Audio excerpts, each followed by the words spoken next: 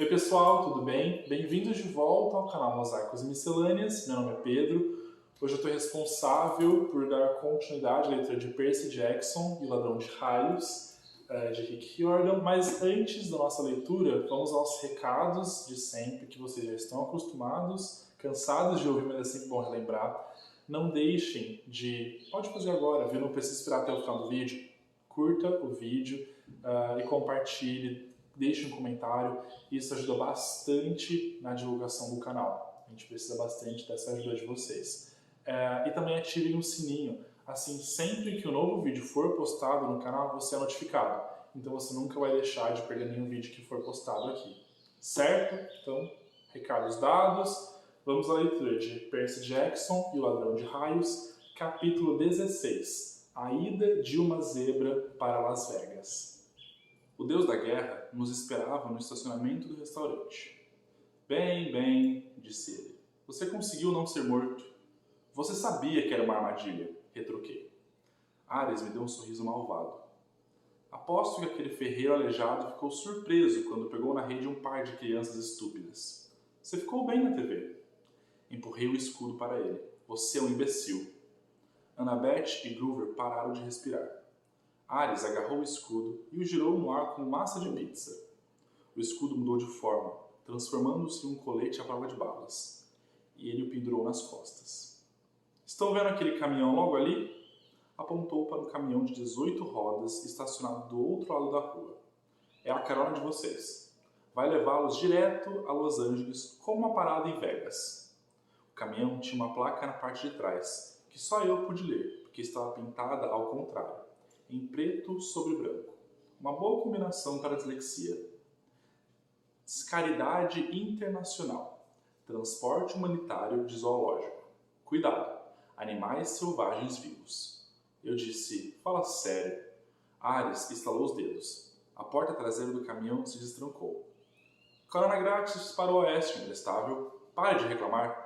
E aqui está uma coisinha por ter feito o serviço. Ele suspendeu uma mochila de nylon azul do seu guidão e a jogou para mim. Dentro havia roupas limpas para todos, $20 em dinheiro, uma bolsa cheia de dracmas de ouro e uma embalagem de biscoito Oreo recheado. Eu disse, não quero essa porcaria do seu... Obrigado, Sr. Ares, interrompeu Groover, me fuzilando com o seu melhor olhar de alerta vermelho.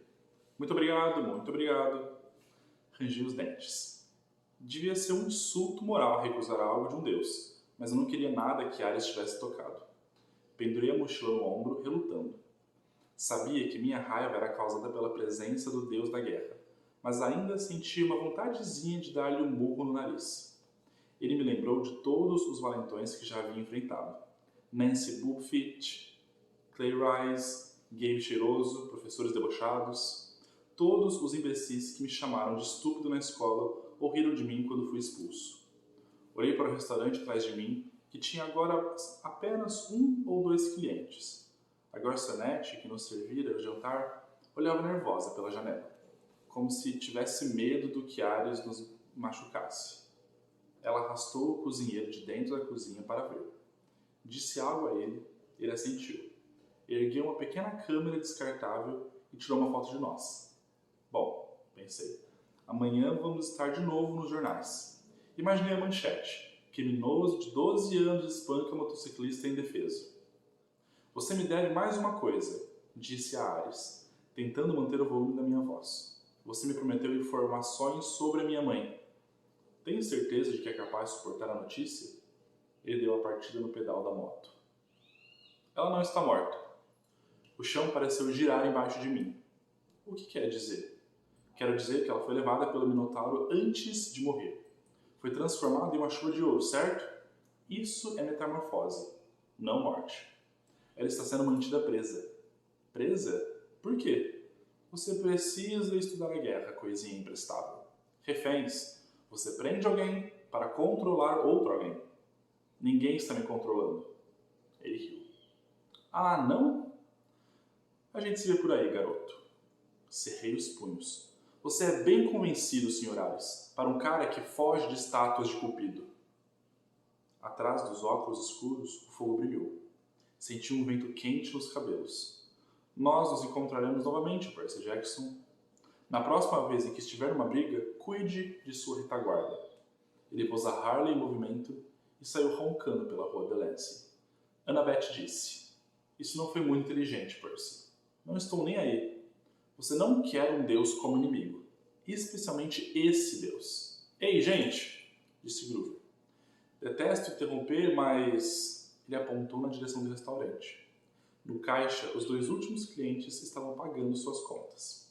2 homens de macacão preto idênticos, com uma logomarca branca nas costas que combinava com a do caminhão da Caridade Internacional. Se vamos pegar o expresso do zoológico, disse Groover, precisamos nos apressar. Eu não tinha gostado daquilo, mas não havia outra opção. Além disso, já tinha visto o suficiente de Denver. Atravessamos a rua correndo e subimos na traseira do veículo, enorme, fechando as portas atrás de nós. A primeira coisa que percebi foi o cheiro. Era como a maior caixa de areia para cocô de gato do mundo. O interior da carreta estava escuro até eu tirar a tampa de anaclusmos. A lâmina lançou uma leve luz de bronze sobre uma cena muito triste. Em uma fileira de jaulas metálicas imundas havia 3 dos mais patéticos animais de zoológico que eu já vira. Uma zebra, um leão albino e um tipo estranho de antílope, cujo nome eu não sabia. Alguém jogara para o leão um saco de nabos que ele obviamente não queria comer. A zebra e o antílope tinham ganhado uma bandeja de isopor de carne de hambúrguer cada um. A crina da zebra estava toda emaranhada em goma de mascar, como se alguém ficasse cuspindo nela nas horas vagas. O antílope tinha um estúpido balão de aniversário amarrado em um dos seus chifres, que dizia "Passei da idade". Tudo indicava que ninguém quisera chegar perto bastante do leão para mexer com ele, mas o pobre andava de um lado para o outro em cima dos cobertores sujos, em um espaço que era mais do que muito pequeno para ele, arfando com o ar abafado da carreta. Moscas zumbiam em volta de seus olhos cor-de-rosa e as costelas apareciam no pelo branco. "Isso é caridade?" gritou Groover. "Transporte humanitário de zoológico?" Ele provavelmente teria saído de volta para bater nos caminhoneiros com suas flautas de bambu e eu teria ajudado, mas bem naquele momento o motor roncou e a carreta começou a chacoalhar e fomos forçados a nos sentar ou cair. Nós nos amontoamos no canto em cima de alguns sacos de ração embolorados, tentando ignorar o cheiro, o calor e as moscas. Groover falou com os animais em uma série de balidos de bode, mas eles apenas olharam tristemente para ele. Annabeth era a favor de arrombar as jaulas e soltá-los ali mesmo, mas argumentei que isso não ia adiantar muito até o caminhão parar de se mover. Além disso, tinha a sensação de que, para o leão, poderíamos parecer bem mais apetitosos do que aqueles nabos. Achei um jarro de água e reabasteci as tigelas deles. Depois, usei anaclusmos para puxar os alimentos trocados para fora das jaulas. Dei a carne ao leão e os nabos para a zebra e o antílope. Groover acalmou o antílope enquanto Annabeth usava uma faca para tirar o balão preso ao chifre. Pensou também em cortar a goma de mascar da crina da zebra, mas concluímos que seria muito arriscado com o caminhão aos solavancos. Pedimos a Groover para prometer aos animais que os ajudaríamos pela manhã, e então nos acomodamos para a noite. Groover se enrodilhou sobre o saco de nabos. Annabeth abriu nosso pacote de óleos e mordiscou um deles sem muito entusiasmo. Tentei ficar animado com a ideia de que estávamos a meio caminho de Los Angeles, próximo de nosso destino. Ainda era 14 de junho. O solstício só aconteceria no dia 21. Tínhamos tempo de sobra. Por outro lado, não tinha ideia do que nos esperava. Os deuses estavam brincando comigo. Pelo menos Hefesto teve a decência de ser honesto quanto a isso. Instalou câmeras e me anunciou como entretenimento. Mas até quando não havia câmeras filmando, eu já tinha a sensação de que a minha missão estava sendo observada. Eu era uma fonte de diversão para os deuses. "Ei", disse Annabeth. "Sinto muito por ter te apavorado no parque aquático, Percy." "Tudo bem. É só que..." Ela estremeceu. "Aranhas. Por causa da história de Aracne, adivinhei. Ela foi transformada em aranha por desafiar sua mãe para uma competição de tecelagem, certo?" Annabeth assentiu. "Os filhos de Aracne têm se vingado dos filhos de Atena desde então. Se houver uma aranha a 1 quilômetro de distância de mim, ela me encontrará. Eu odeio aquelas coisinhas rastejantes. De qualquer jeito, eu lhe devo uma. Somos uma equipe, tá lembrado? Além disso, Gruber fez aquele voo fantástico. Pensei que estivesse dormindo, mas ele murmurou do seu canto. Foi o máximo, não foi? Annabeth e eu demos risadas. Ela separou as duas partes do biscoito recheado e me deu uma. Na mensagem de Iris, Luke realmente não disse nada? Mastiguei meu biscoito e pensei em como responder. A conversa via arco-íris me incomodara a noite toda. Luke disse que você e ele se conheceram há muito tempo. Também disse que Gruber não iria fracassar dessa vez. Ninguém seria transformado em pinheiro. Na pálida luz de bronze da lâmina da espada, era difícil ler a expressão deles. Gruber soltou um balido lamentoso. Eu devia ter contado a verdade a você desde o começo. Sua voz tremia. Pensei que, se soubesse o fracasso que eu era, não ia querer que eu viesse junto. Você era o sátiro que tentou salvar Thalia, filha de Zeus. Ele assentiu com tristeza. E os outros dois meio-sangue que Thalia protegeu, que chegaram ao acampamento de segurança, olhei para Annabeth. Eram você e Luke, não era? Ela pôs o biscoito de lado, intocado. Como você disse, Percy, uma meio-sangue de 7 anos de idade não teria chegado muito longe sozinha. Athena me guiou até a ajuda. Thalia tinha 12 anos, Luke 14. Os dois haviam fugido de casa, assim como eu. Ficaram contentes em me levar com eles. Eram fantásticos combatentes de monstro, mesmo sem treino. Viajamos da Virgínia para o norte, sem nenhum plano de verdade. Nos defendemos dos monstros por cerca de 2 semanas antes de Gruber nos encontrar. Eu devia escoltar Thalia até o acampamento, disse ele, fungando. Somente Thalia. Tinha ordens estritas de Chiron. Não faça nada que os atrase. Os resgate. Sabíamos que Hades estava atrás dela. Entende? Mas eu não podia simplesmente abandonar Luke nem Annabeth. Achei que conseguiria levar todos os 3 até um lugar seguro. Foi minha culpa as benevolentes nos alcançarem. Eu fiquei paralisado. Fiquei apavorado no caminho de volta ao acampamento e peguei alguns desvios errados. Se tivesse sido um pouco mais rápido... Pare com isso, disse Annabeth. Ninguém culpa você. Thalia também não o culpou. Ela se sacrificou para nos salvar, disse ele, desconsolado. Sou culpado pela morte dela. O conselho dos anciões do casco ofendido disse isso. Por que você não deixou os outros 2 meio-sangue para trás? Disse eu. Isso não é justo. Percy tem razão, disse Annabeth. Eu não estaria aqui hoje se não fosse por você, Gruber. Nem Luke. Não estamos nem aí para o que diz o conselho. Gruber continuou fungando no escuro. É a minha sina. Sou o mais fraco dos sátiros. E encontro os 2 meio-sangues mais poderosos do século, Thalia e Percy. Você não é fraco, insistiu Annabeth. Tem mais coragem do que qualquer outro sátiro que já conheci. Cite outro que se atreveria a ir para o mundo inferior. Aposto que Percy está muito contente por você estar aqui agora. Ela me chutou na canela. Sim, falei. O que teria feito mesmo sem chute. Não foi por cima que você encontrou Thalia ou eu. Você tem o maior coração entre todos os sátiros. Você é um buscador natural. É por isso que é você quem vai achar Pan. Ouvi um suspiro profundo e satisfeito. Esperei que Gruber dissesse algo, mas a sua respiração só ficou mais pesada. Quando o som se transformou em ronco, percebi que ele tinha caído no sono. Como ele faz isso? Maravilhei-me. Não sei, disse Annabeth, mas foi realmente legal o que você disse a ele. Eu fui sincero.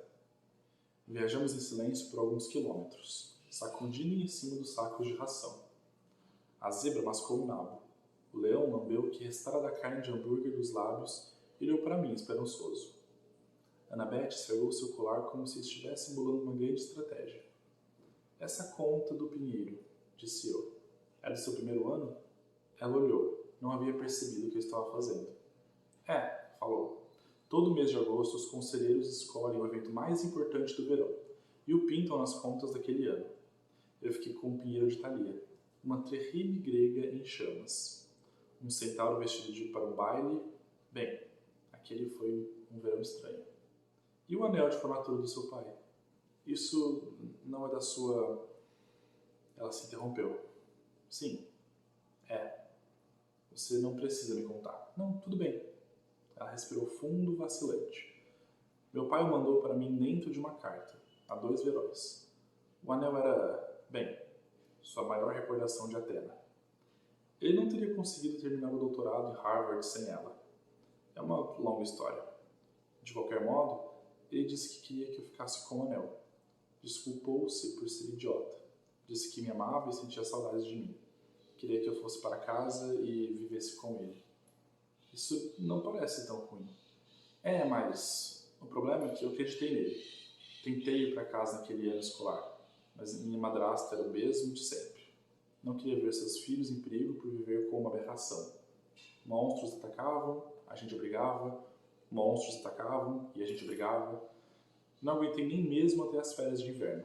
Chamei Creon e voltei direto para o acampamento meio-sangue. Você acha que vai tentar viver com seu pai de novo? Ela não me olhou nos olhos. Por favor, eu não estou a fim de me autoflagelar. Você não deveria desistir, falei. Devia escrever uma carta ou coisa parecida. Obrigado pelo conselho, disse ela friamente, mas meu pai escolheu com quem quer viver. Passamos mais alguns quilômetros em silêncio. Então, se os deuses brigarem, falei, as coisas vão ficar como na guerra de Troia. Será Atena contra Poseidon? Ela encostou a cabeça na mochila que Ares nos dera e fechou os olhos. Não sei o que minha mãe vai fazer. Só sei que vou lutar junto com você. Por quê? Porque você é meu amigo, cabeça de alga. Mais alguma pergunta boba? Não consegui pensar em alguma resposta para aquilo. Felizmente, não precisei. Annabeth estava dormindo. Tive dificuldade de seguir o exemplo dela, com o Groover roncando e um leão albino me olhando com um ar esfomeado, mas, por fim, fechei os olhos. Meu pesadelo começou como 1 milhão de vezes antes. Eu sentado, forçado a fazer um teste, usando uma camisa de força. Todas as outras crianças estavam saindo para o recreio, e o professor ficava dizendo, vamos, Percy, você não é burro, não é? Pegue seu lápis. Então o sonho tomou um rumo diferente. Olhei para a carteira ao lado e vi uma menina sentada, que também usava uma camisa de força. Tinha minha idade, com o cabelo preto rebelde, estilo punk, um delineador escuro em volta dos olhos verdes tempestuosos e sardas no nariz. De algum modo eu sabia quem era. Thalia, filha de Zeus. Ela se debateu na camisa de força, olhou para mim com raiva e frustração, disparou. E então, cabeça de alga, um de nós precisa sair daqui, não é? Ela tem razão. Vou voltar para aquela caverna, vou dizer o que penso na cara de Hades, pensei no sonho. A camisa de força se dissolveu e fiquei livre. Caí através do piso da sala de aula, a voz do professor mudou até ficar fria e maligna, ecoando nas profundezas de um grande abismo. Percy Jackson, disse. Sim. A troca foi bem, estou vendo. Eu estava novamente na caverna escura, com os espíritos dos mortos flutuando à minha volta. De dentro do poço, sem ser vista, a coisa monstruosa falava, mas não se dirigia a mim. O poder entorpecedor de sua voz parecia dirigir-se a outro lugar. E ele não suspeita de nada? Perguntou. Outra voz, uma que quase reconheci, respondeu junto ao meu ombro. Nada, meu senhor. Ele é tão ignorante quanto ao resto. Olhei, mas não havia ninguém lá. Quem falara estava invisível. Mentira em cima de mentira. Refletiu a voz alta, a coisa do poço. Excelente. Na verdade, meu senhor, disse a voz ao meu lado, o nome, o trapaceiro, lhe foi bem aplicado. Mas aquilo foi de fato necessário? Eu poderia ter trazido o que roubei diretamente para o senhor. Você? Escarneceu o monstro. Você já mostrou os seus limites. Teria falhado completamente sem a minha intervenção. Mas, meu senhor, por favor, pequeno servo. Nossos 6 meses nos renderam muito. A ira de Zeus cresceu. Poseidon jogou sua cartada mais desesperada. Agora devemos usá-la contra ele. Logo você terá a recompensa que deseja. E sua vingança. E assim que ambos os itens forem entregues em minhas mãos... Mas espere. Ele está aqui. O quê? O servo invisível de repente pareceu tenso. Acaso o convocou, meu senhor? Não. Toda a força da atenção do monstro agora se despejava sobre mim, paralisando-me. Maldito seja o sangue de seu pai. Ele é inconstante demais, imprevisível demais. O menino trouxe a si mesmo para cá. Impossível, exclamou o servo. Para alguém fraco como você, talvez, rosnou a voz. Depois sua força gélida se voltou de novo para mim. Então, você quer sonhar com sua missão, meio sangue? Pois vou atendê-lo. O cenário mudou. Eu estava numa vasta sala com um trono, com paredes de mármore negro e piso de bronze. O horripilante trono vazio era feito de ossos humanos fundidos. Postada ao pé do degrau estava minha mãe, uma estátua de luz dourada tremeluzente, os braços estendidos. Tentei avançar em sua direção, mas minhas pernas não se moviam. Estendi a mão para ela, apenas para perceber que minhas mãos haviam murchado até os ossos. Esqueletos sorridentes de armadura grega se juntavam ao meu redor, vestindo-me com um manto de seda, coroando-me com louro, que fumegava com o vento da quimera, queimando-me o couro cabeludo. A voz maligna então começou a rir. Vivas ao herói conquistador! Acordei assustado. Groover sacudia meu ombro. Ei, o caminhão parou, disse ele. Achamos que eles vêm checar os animais. Escondam-se, Annabeth falou. Para ela foi fácil. Pôs na cabeça seu boné mágico e desapareceu. Groover e eu tivemos que mergulhar atrás dos sacos de ração e torcer para aparecermos dois nabos. As portas da carreta se abriram com um rangido, e a luz e o calor do sol entraram. Ah, cara, disse um dos caminhoneiros, abanando a mão na frente do nariz feio. Queria estar transportando eletrodomésticos. Ele trepou para dentro e despejou um pouco d'água nas vasilhas dos animais. Que calor, hein, garotão? Perguntou ao leão. E então esvaziou o resto do balde direto na cara do animal. O leão rugiu de indignação. Certo, certo, certo, disse o homem. Ao meu lado, embaixo dos sacos de nabo, Groover se retesou. Para um herbívoro amante de paz, ele parecia absolutamente sanguinário. O caminhoneiro jogou um saco meio esmagado de McLanche feliz para o antílope e arreganhou um sorriso para a zebra. Tudo em cima, listradona? Ao menos nos livraremos de você nessa parada. Gosta de show de mágica? Vai adorar esse. Vou serrar você ao meio. A zebra, com os olhos arregalados de medo, olhou diretamente para mim. Não houve som nenhum, mas claro como o dia eu a ouvi dizer, liberte-me, senhor, por favor. Fiquei perplexo demais para reagir. Ouvi um forte toque, toque, toque na lateral da carreta. O caminhoneiro estava dentro, conosco, gritou. O que você quer, Ed? Uma voz do lado de fora, que deve ter sido do Ed, gritou de volta. Maurice, o que você disse? Por que você está batendo? Toque, toque, toque. De fora, Ed gritou novamente. Quem está batendo? O nosso cara, Maurice, revirou os olhos e voltou para fora, xingando o Ed por ser tão idiota. Um segundo depois, Annabeth apareceu ao meu lado. Devia ser ela quem fazia as batidas, para tirar o Maurice da carreta. Ela disse então, esse negócio de transporte não deve ser legal. Ah, mentira, disse Groover. Ela fez uma pausa, como se estivesse escutando. O leão disse que esses caras são contrabandistas de animais. É verdade, disse a voz da zebra dentro da minha cabeça. Temos que libertá-los, disse Groover. Ele e Annabeth olharam para mim, esperando meu comando. Eu tinha ouvido a zebra falar, mas não o leão. Por quê? Talvez fosse mais uma deficiência de aprendizado. Será que eu só podia entender zebras? Então pensei, cavalos. O que Annabeth dissera sobre Poseidon criar cavalos? Uma zebra seria próxima bastante de um cavalo? Ou será que não? Será que era por isso que eu só podia entendê-la? Então a zebra disse, abra minha jaula, senhor, por favor, ficarei bem depois disso. Do lado de fora, Ed e Maurice ainda estavam gritando um com o outro, mas eu sabia que eles entrariam a qualquer minuto para atormentar os animais. Agarrei contra a corrente e cortei com um golpe a tranca da gaiola da zebra. A zebra disparou para fora, virou-se para mim, inclinou a cabeça. Obrigada, senhor. Groover ergueu as mãos e disse algo a ela em sua fala de bode, como uma bênção. No momento em que Maurice enfiava a cabeça para verificar que barulho era aquele lá dentro, A zebra saltou por cima dele para a rua. Houve berros, gritos e carros buzinando. Corremos para as portas da carreta a tempo de ver a zebra galopando por uma larga avenida ladeada por hotéis, cassinos e letreiros de neon. Tínhamos acabado de soltar uma zebra em Las Vegas. Maurice e Ed correram atrás dela, com alguns policiais correndo atrás deles e gritando: "Ei, vocês precisam de permissão para isso!" "Agora seria um bom momento para dar fora", disse Annabeth.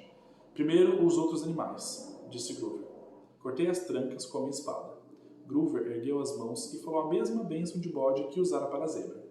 "Boa sorte", disse aos animais. O antílope e o leão dispararam para fora das jaulas e foram juntos para a rua. Alguns turistas gritaram. A maioria recuou e tirou fotos, provavelmente pensando que se tratasse de algum tipo de show de um dos cassinos. "Os animais vão ficar bem?" Perguntei a Groover. "Quer dizer, o deserto e tudo mais?" "Não se preocupe", disse ele. "Eu lhes dei uma bênção de sátiro." "E o que quer dizer isso?" "Quer dizer que eles chegaram à floresta em segurança", disse ele. "Encontraram água, comida, sombra e o que mais precisarem até achar um lugar seguro para viver." "Por que você não pode fazer uma oração dessas para nós?" Perguntei. "Porque só funciona com animais." "Então só iria afetar Percy", ponderou Annabeth. "Ei!" protestei. "Brincadeira", disse ela. "Venha, vamos logo. Vamos sair desse caminhão imundo." Cambaleamos para fora, para a tarde do deserto. Fazia 43 graus fácil, e devíamos estar parecendo vagabundos fritos, mas todos estavam interessados demais nos animais selvagens para prestar muita atenção em nós. Passamos pelo Monte Carlo e pela MGM. Passamos por pirâmides, por um navio pirata e pela Estátua da Liberdade, que era uma réplica bem pequena, mas ainda assim deixou com saudades de casa.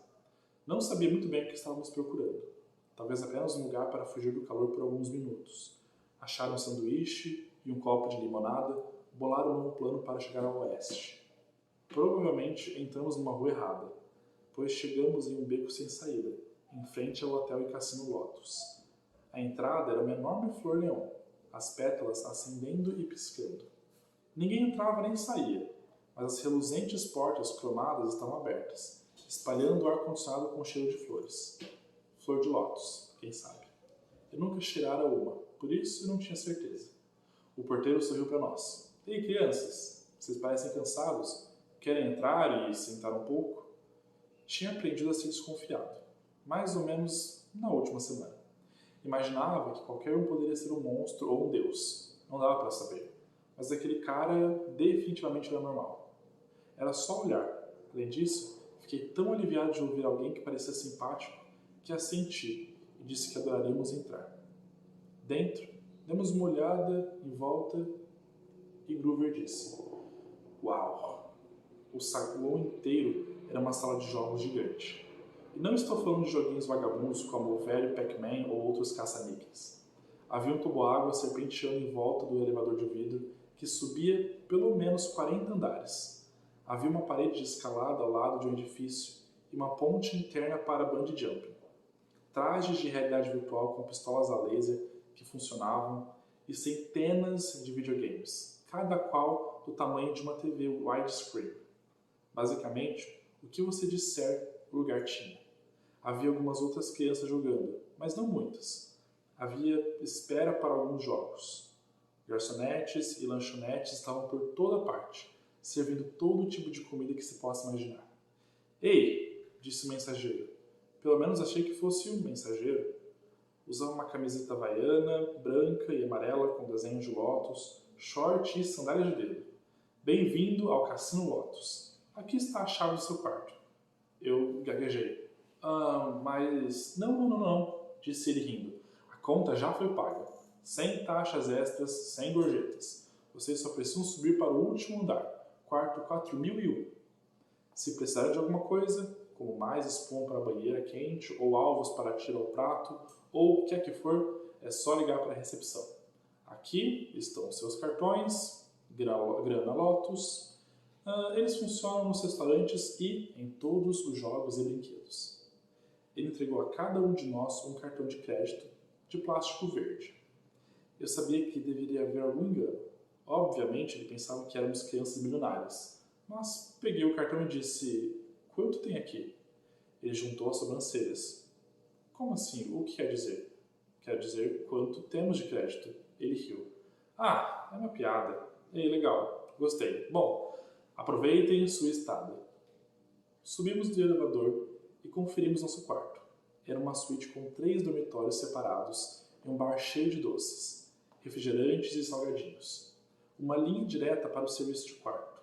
Toalhas fofas e camas d'água com travesseiros de pena. Uma televisão enorme com satélite e internet banda larga. A varanda tinha sua própria banheira quente e, de fato, uma máquina de lançar pratos e uma espingarda. Dava para lançar pombos de louça sobre a paisagem de Las Vegas e acertá-los com a espingarda. Não entendi muito bem como aquilo podia ser permitido, mas achei muito legal. A vista para Vegas Boulevard e o deserto era maravilhosa, muito embora eu duvidasse que teríamos tempo para admirar a paisagem com um quarto daquele. Ah, deuses, esse lugar é maravilhoso, disse Groover, super maravilhoso. Havia roupas no armário que cabiam em mim. Franzi a testa, achando um pouco estranho. Joguei a mochila de Ares na lata de lixo. Não precisaria mais daquilo. Quando fôssemos embora, poderia comprar uma nova na loja do hotel. Tomei um banho, o que foi uma sensação ótima depois de uma semana de viagem suja. Troquei de roupa, comi um saco de salgadinhos, bebi 3 cocas e não me sentia tão bem havia muito tempo. Bem no fundo da cabeça, um probleminha me incomodava. Eu tivera um sonho, ou coisa assim. Precisava falar com meus amigos, mas certamente aquilo podia esperar. Saí do quarto e vi que Annabeth e Groover também tinham tomado banho e trocado de roupa. Groover estava comendo batatinhas até se fartar, enquanto Annabeth sintonizava o National Geographic Channel. Todos esses canais, disse ela, e você liga no National Geographic? Tá maluca? Ei, é interessante. Eu me sinto bem, disse Groover. Eu adoro esse lugar. Sem que ele se desse conta, as asas apareceram no seu tênis e o suspenderam a 30 centímetros do chão. Depois o desceram de novo. E então, o que fazemos agora? Perguntou Annabeth. Dormimos? Groover e eu nos entreolhamos e sorrimos. Ambos erguemos os nossos cartões granulosos de plástico verde. Hora do recreio, falei. Não conseguia me lembrar da última vez em que me divertira tanto. Eu vinha de uma família relativamente pobre. Para nós, esbanjar era comer fora no Burger King e alugar um vídeo. Um hotel 5 estrelas em Vegas? Nem pensar. Pulei de bungee jump no saguão 5 ou 6 vezes. Andei no tubo-água, fiz snowboard na rampa de neve artificial, joguei laser tag e atirador de elite no FBI em realidade virtual. Vi Groover algumas vezes, indo de jogo em jogo. Ele tinha gostado mesmo daquela coisa do caçador às avessas, em que os servos saem e atiram contra os caipiras. Vi Annabeth jogando trivia e outros jogos de cabeçudos. Havia um sim enorme em 3D, no qual você podia construir sua própria cidade e realmente ver os edifícios holográficos subirem no tabuleiro. Não dei muita importância para esse, mas Annabeth adorou. Não sei muito bem quando percebi que algo estava errado. Provavelmente foi quando reparei no cara que estava em pé ao meu lado no jogo, dos atiradores de elite virtuais. Tinha cerca de 13 anos, eu acho, mas suas roupas eram esquisitas. Achei que fosse algum tipo de dublê do Elvis ou coisa parecida. Usava jeans boca de sino e uma camiseta vermelha com enfeites pretos. E o cabelo era cacheado e cheio de gel, como de uma garota de New Jersey em uma noite de reunião de ex-alunos. Brincamos juntos nos jogos de atiradores e ele disse: "Joia, bicho, estou aqui há 2 semanas e os jogos estão cada vez melhores." Joia? Bicho? Mais tarde, enquanto conversávamos, eu disse que alguma coisa era irada e ele me olhou meio suspeito, como se nunca tivesse ouvido a palavra ser usada daquele jeito antes. Disse que seu nome era Darry, mas assim que comecei a fazer perguntas, ele se aborreceu e fez menção de voltar para a tela do computador. Eu disse: "Ei, Darry, o quê? Em que ano estamos?" Ele franziu a testa para mim. "No jogo? Não, digo na vida real." Ele precisou pensar. 1977. Não, falei, começando a ficar um pouco assustado. De verdade. Ei, bicho, vibrações ruins, estou no meio de um jogo. Depois disso, ele me ignorou totalmente. Comecei a falar com as pessoas. Descobri que não era fácil. Elas estavam grudadas na tela da TV do videogame, ou na comida, ou no que quer que fosse. Achei um cara que me disse que era 1985. Outro cara me disse que era 1993. Todos alegaram não estar ali muito tempo. Alguns dias, algumas semanas no máximo. Realmente não sabiam, nem se importavam com isso. Então me ocorreu. Havia quanto tempo que eu estava ali? Pareciam apenas algumas horas, mas seriam mesmo? Tentei lembrar por que estávamos ali. Íamos para Los Angeles. Deveríamos encontrar a entrada para o mundo inferior. E minha mãe, por um momento apavorante, tive dificuldade de lembrar o nome dela. Sally. Sally Jackson. Eu tive que encontrá-la. Precisava impedir Hades de desencadear a Terceira Guerra Mundial. Achei Annabeth ainda construindo sua cidade. Vamos, disse ela. Precisamos sair daqui. Nenhuma resposta. Eu a sacudi. Annabeth! Ela ergueu os olhos aborrecida. O quê? Escuta. Mundo inferior. A nossa missão. Ora, Percy, vamos. Só mais alguns minutos. Annabeth, a gente aqui desde 1977. Crianças que nunca cresceram. Quando você entra, fica para sempre. E daí? Perguntou ela. Você pode imaginar algum lugar melhor? Agarrei o pulso dela e a arranquei do jogo. Ei! Ela gritou e me bateu. Mas ninguém sequer se incomodou em olhar. Estavam ocupados demais. Eu a fiz olhar nos meus olhos e falei, aranhas. Grandes aranhas peludas. Aquilo mexeu com ela. Sua visão clareou. Ah, meus deuses, falou. Há quanto tempo nós... Não sei. Mas temos que encontrar Groover logo. Saímos à procura dele. E o encontramos ainda jogando caçador de servos virtual. Groover! Gritamos juntos. Ele disse, morra, ser humano, morra! Pessoa tola e poluente. Ele apontou a arma de plástico para mim e começou a clicar, como se eu fosse apenas mais uma imagem na tela. Olhei para Annabeth e juntos pegamos Groover pelos braços e o arrastamos para longe. Os tênis voadores despertaram e ele começou a puxar as pernas dele na direção oposta enquanto ele gritava. Não! Acabei de passar de nível! Não! O mensageiro de Lotus correu até nós. E então, estão prontos para os seus cartões platino? Estamos indo embora, disse a ele. Ah, que pena, disse ele. E tive a sensação de que ele estava mesmo sendo sincero, de que íamos despedaçar seu coração partindo. Acabamos de anexar um novo andar cheio de jogos para portadores de cartão platino. Ele mostrou os cartões, e eu queria muito um. Sabia que se pegasse, jamais iria embora. Ficaria ali, feliz para sempre, jogando para sempre, e logo esqueceria minha mãe, a minha missão, e talvez até meu próprio nome. Ficaria jogando atirador virtual com o bicho joia, Darwin discoteca para sempre. Groover estendeu a mão para o cartão, mas Annabeth puxou o braço e disse, não, obrigada. Fomos andando em direção à porta, e quando fizemos isso, o cheiro de comida e os sons dos jogos pareciam ficar ainda mais convidativos. Pensei em nosso quarto lá em cima. Podíamos só passar a noite, dormir em uma cama de verdade, para variar. Então, disparamos pelas portas do Cassino Lotus e saímos correndo pela calçada. A sensação era de meio de tarde, mais ou menos a mesma hora que havíamos entrado no cassino. Mas algo estava errado. O tempo mudara completamente. Estava tempestuoso, com raios de calor relampejando no deserto. A mochila de Ares estava pendurada no meu ombro, o que era estranho, pois eu tinha certeza de que ia jogar a lata de lixo, no quarto 4001. Mas naquele momento eu tinha outros problemas com o que me preocupar. Corri para o jornal mais próximo e li o ano primeiro. Graças aos deuses, era o mesmo ano de quando entramos. Então, reparei na data, 20 de junho. Tínhamos ficado no Cassino Lotus por 5 dias. Restava-nos só um dia até o solstício de verão. Um dia para completar nossa missão. Bom, fim do capítulo.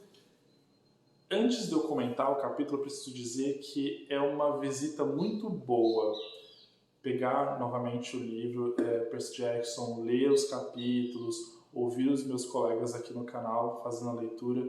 É uma visita muito gostosa.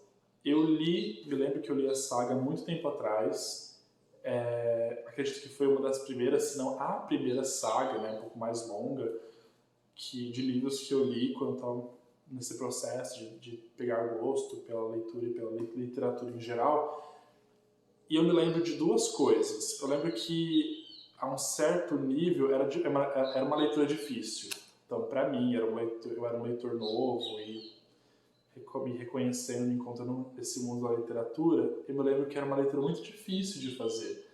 Alguns termos desconhecidos e eu parava sempre para olhar e pesquisar um pouco mais sobre mitologia grega, mas olhando agora é muito engraçado como nós evoluímos, né, de alguma forma. É uma leitura muito mais fácil hoje, mas o segundo fator que me recordo, que é o humor dentro da história, é o mesmo desde aquela época. E é muito gostoso, porque assim, é uma história séria, né? Nós estamos lidando com os protagonistas, eles estão lidando com problemas reais, mas o autor gosta de deixar um tom de humor ali no ar sempre, que deixa a leitura bem descontraída e eu gosto bastante. É uma leitura que ela não é cansativa, né? É uma saga que você consegue pegar todos os livros, fazer a leitura em sequência, sem precisar intercalar uma nova história no meio, porque você se cansa do ambiente. Não, é um ambiente muito convidativo, então é uma visita muito gostosa. Ler Percy Jackson deixa bastante contente. Mas enfim, sobre esse capítulo. Algo interessante, hoje, tendo um outro olhar para a literatura em geral, algo interessante que o Rick Riordan faz é estabelecer essa jornada do herói. Então nós temos o Percy lá no início, super alheio ao que está acontecendo no mundo, onde ele pertence nesse novo ambiente ao qual ele foi empurrado e colocado agora entre deuses e semideuses e filhos e criaturas místicas. E agora, nesse momento, já um pouquinho mais da metade do livro, ele já vem construindo essa identidade do herói que não se deixa colocar para baixo pelos deuses, é bem engraçado. Mas algo bem característico do Rick Riordan, fora essa jornada do herói que a gente encontra aqui em Percy Jackson, ou outros livros dele, como, por exemplo, As Crônicas dos Kane, que é algo similar, é uma série similar a Percy Jackson, mas ele se atém a deuses egípcios, mas enfim, ele tem essa característica, que é, no meio dessa jornada do herói, algo precisa acontecer que transforme o tempo de uma forma, ou seja, algo nessa jornada que até então, apesar de todos os percalços, está dando certo, algo precisa fazer com que os protagonistas tenham a necessidade de correr, de agilizar ou de entrar numa grande briga para poder conquistar aquilo que eles precisam. Nesse caso, ele encontra no Percy Jackson esse Cassino Lotus, e que foi engraçado ler agora também, porque eu me lembro muito do filme, né, que, bom, amado por muitos, odiado por muitos. No filme, essa passagem do Cassino Lotus, ela é bem interessante, é bonita de assistir, os efeitos são gostosos, ela tem algo sensorial ali para os personagens, então a gente acompanha as sensações deles. Mas aqui no livro eu fiquei surpreso, ela acontece, eu não me recordava muito bem disso, acontece de uma forma um pouco mais sucinta, então é mais rápido, né? Essa passagem é muito rápida e ela serve aqui no livro de uma forma mais como um pretexto para que os heróis precisem agora correr contra o tempo. Eu preciso ser muito sincero e dizer que eu fiquei um pouco decepcionado com o Cassino Lotus aqui. Eu realmente não me lembrava de como isso era escrito, mas é que nas minhas memórias mais recentes eu tenho filme e essa passagem era muito gostosa, é muito interessante de assistir, né? Acredito que seja, bom, na minha opinião, é uma saída bastante fácil, né, para o livro. É um capítulo, olha só, criando polêmicas, dispensável de alguma forma. Mas enfim, essa é a minha visão, né? Isso não torna o livro ruim, nem o capítulo ruim. Eu só particularmente não gosto muito da saída que o autor encontra para fazer com que a história, a partir desse momento, ande com um pouco mais de velocidade. Mas, enfim, é sempre uma visita muito gostosa ler Percy Jackson. Bom, minhas opiniões, é o que eu acho, espero que vocês possam concordar ou discordar comigo, porque isso é excelente. E deixem nos comentários o que vocês acharam desse capítulo também. Não percam os próximos, nós acabamos de fazer a leitura do capítulo 16, já passamos da metade do livro, são mais 5 ou 6 capítulos antes do fim desse primeiro livro, que introduz a história do Percy Jackson, da Beth, do Groover e futuramente outros personagens, mas enfim. Espero que vocês tenham gostado, falei pra caramba e a gente se encontra por aí na próxima leitura. Até mais e tchau!